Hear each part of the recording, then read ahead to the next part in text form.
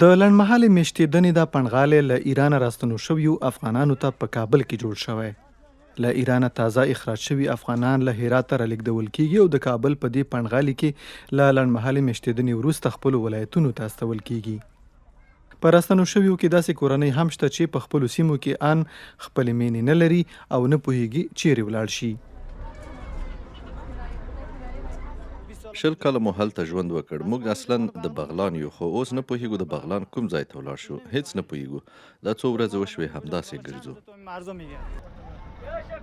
راستنه شوي افغانان وایي که کار، روزګار او د بوختېدو بله کومه زمینه ورته برابره نشي، اړ دي بیا کډوال شي.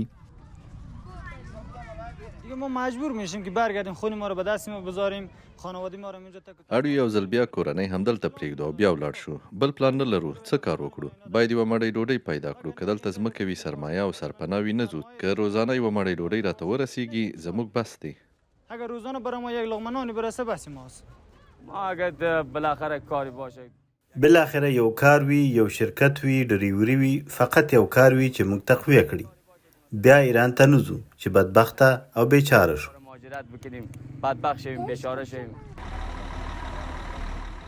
ایران هر ورځ لسګونه زره افغانان له هغه هیواده اخراجوي او دا لړۍ لا هم په چټکۍ روانه ده.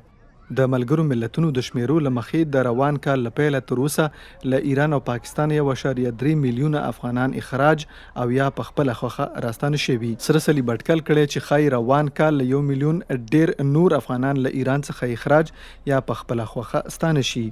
د دغه سازمان د عمومي منشي ځانګړي استازي روزوا اوتنبایوا چې د هرات اسلام کلا ته سفر هم کړی ویلي، بیلابیلو بحرانونو سره مخ افغانستان په یوازې توګه د دومره شمیر کډوالو د بیرته ګرځېدو فشار سره مقابله نشي کولی.